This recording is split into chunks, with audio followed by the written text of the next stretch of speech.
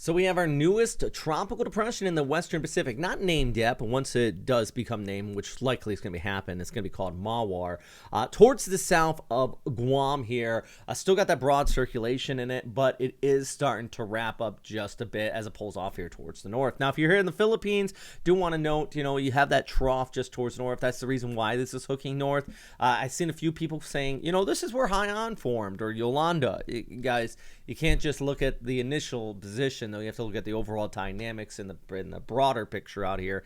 And at this time, it does look like, this is going to move towards the north, out here towards Guam. This is definitely Guam's problem with a severe tropical storm, or possibly even a typhoon by Tuesday, over towards Wednesday, passing towards Saipan and off towards the north. Remember, always the cone of air. We still have this broad circulation in here. And what I mean by that, we just take a look at the satellite picture.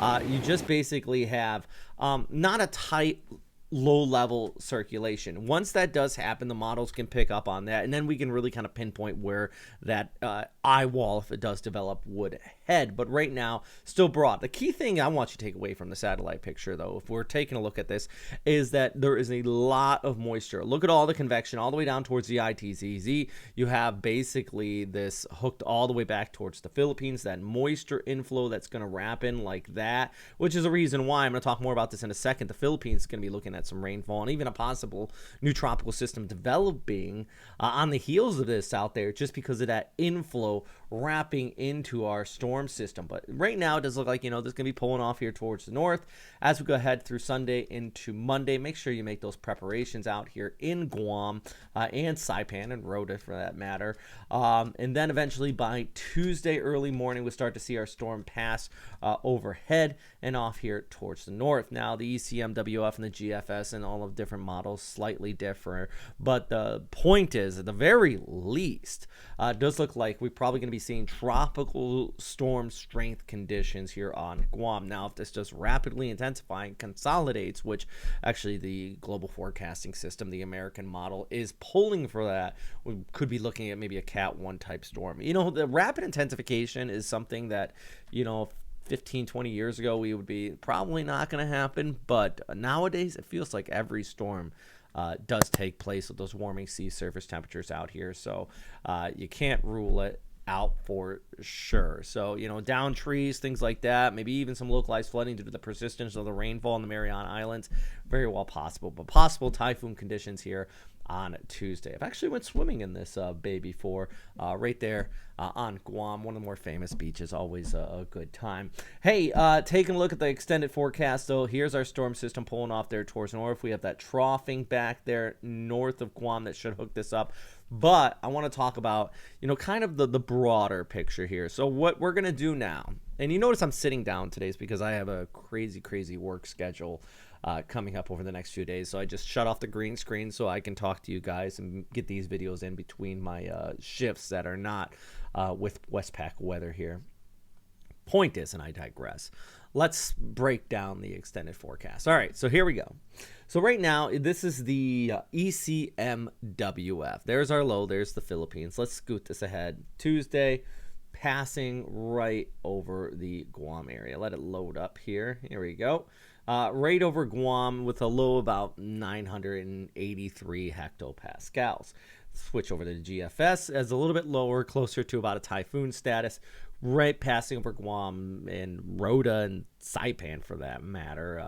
Also going to be looking at the right front quadrant if this particular scenario does come to pass through the day here on Tuesday, heading into early Wednesday morning. Let's pull back the picture here to the north, and this is according to the GFS. It really, actually, latest GFS run kind of pushes that high pressure area in a little bit more and steers us closer to Okinawa than the previous runs. Now compare that up with the ECMWF and kind of keeps it a little bit weaker further towards the east. But, at this time, and not just Guam and Saipan want to keep an eye on this, but even out here towards Okinawa and the southern Japanese islands. Let's just look ahead, and next Sunday, that actually takes the storm a little bit closer to the Naha area. So all our military friends out there, you want to be watching out for that. But I want to pull back down here towards the south and west because you can see kind of another low trying to develop out here just off of the west coast of the Philippines.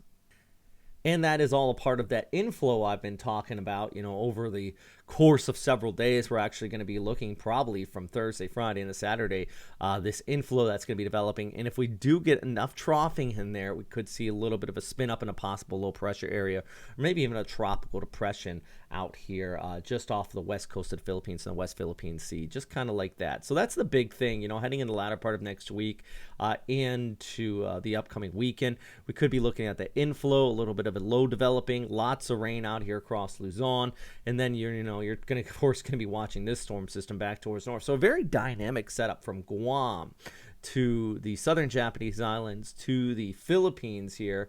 We're going to be having, several days of pretty much, or actually a solid week of persistent weather monitoring out here for all of you guys. So lots and lots to talk about over the upcoming days for sure.